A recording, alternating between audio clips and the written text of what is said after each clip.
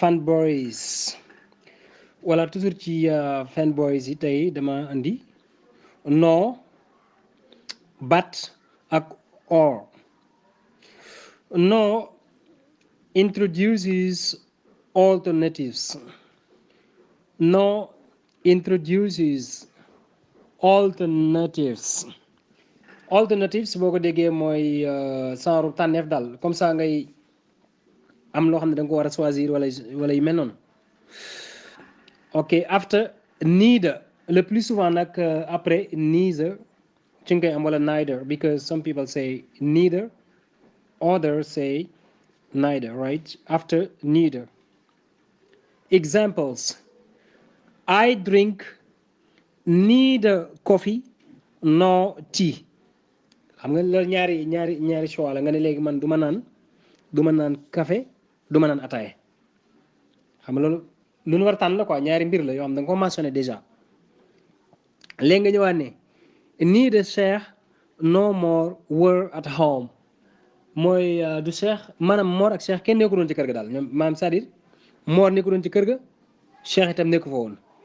Neither Cheikh no more were at home.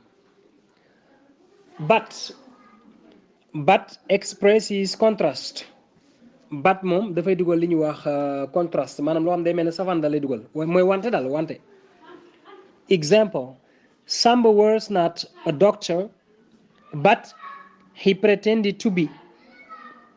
Comme ce qui s'est passé au Sénégal récemment ak le fameux docteur Samba mooy waajo doon boobu ni nekk na docteur ne ko Amadou Samba comme ça nga ne Samba was not a doctor mooy Samba nekku doon docteur but he pretended to be mais da ko doon nekk nekkalu daal he pretended to be.